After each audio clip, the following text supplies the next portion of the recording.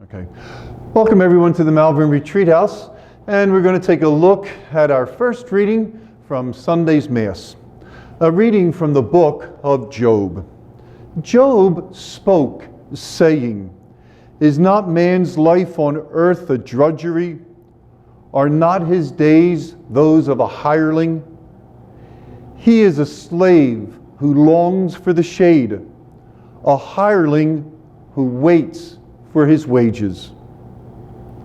So I have been assigned months of misery, and troubled nights have been allotted to me.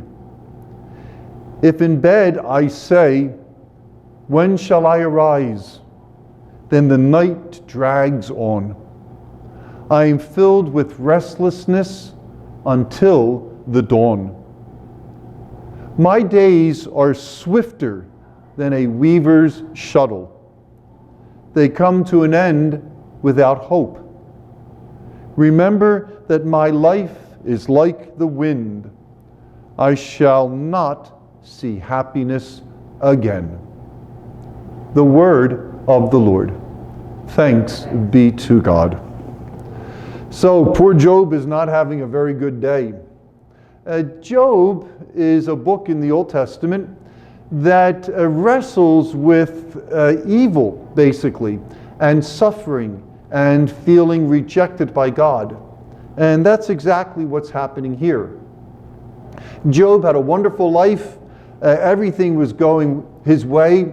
He had so many possessions, so many camels, so many children, so many grandchildren, so much land, all this stuff.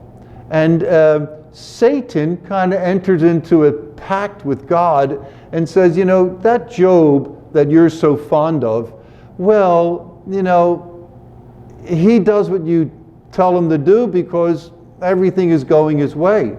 What happens if it doesn't go his way? And so God starts to allow suffering to enter into Job's life. And one by one, all these blessings that Job had are taken from him. And at this point, Job, it's going to get worse in his life, but just catch what he's saying. He says, "Is man's life on earth not a drudgery?" Wow. Then he says, "Are not his days those of a hireling?" Someone who's some, menial worker. Job is saying about his life, but just life in general for all of humanity, we're all slaves, and all we do is long for a little shade in the midday sun. And he says, we're just hirelings who wait for our wages. There's nothing exalted about this, his opinion on human condition and on human nature. So he says, "For months I've been assigned misery, and troubled nights have been my allotted portion." And this is, people really feel this way. So he's kind of thinking out loud. It's a little bit of a soliloquy. He's all by himself, and he's just giving voice to how he feels. He says, "If in bed I say, 'When shall I arise?' then the night drags on and on and on and on. I twist and I turn. I can't get back to sleep. I am filled with restlessness until the dawn." Okay. Then he says, "My days are swifter than the weaver's shuttle." Now, this is an image a lot of us are not familiar with. But as you know, when people are weaving, they have a loom, and there's two sections to the loom where the heavy threads go back and forth, and then they go back and forth down here. And the weaver closes the loom and then gets that shuttle with the yarn on it and throws it down so that it goes all the way down, and he forces it in to tighten it up, and then he opens up the loom and throws it back the other way. And that shuttle just goes back and forth real quickly, with, in a sense, meaninglessness. And Job says, that's what my life is like. My days just go past back and forth. They pass quickly and they don't mean anything. So my days come to an end without any hope.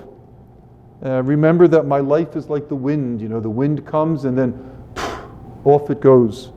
And I'll never see happiness again. So Job is giving vent to his feelings. In this case, not very positive feelings. A couple of things I think we can do with our reading today.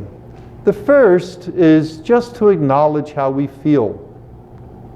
I was talking to a person recently whose son is in prison. And this person just couldn't process that. He just got so upset with it.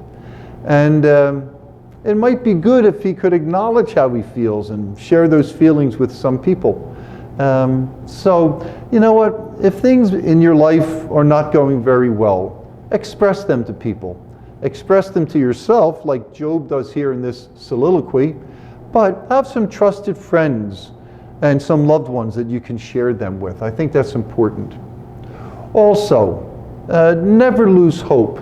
It looks like Job has lost hope here, but God is going to start, he's testing Job, and then when Job is tested and he realizes that he is as faithful as he can be to God, God's going to start to restore some of those blessings to Job, and then Job starts to come out of kind of the valley of depression that he was in. So, a third thing that we can do to put this into practice is to intentionally reach out to people that we know who are struggling, either with mental illness or physical illness, but let's reach out to them and help them. In the gospel for this past Sunday, Jesus does that. He's reaching out and helping all those who are sick and suffering from all types of illnesses. And that's why this reading was chosen, because it illustrates the type of people that Jesus was healing in Mark's gospel.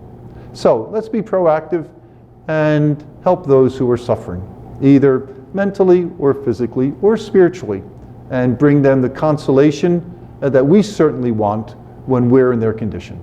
Thanks, everyone. God bless.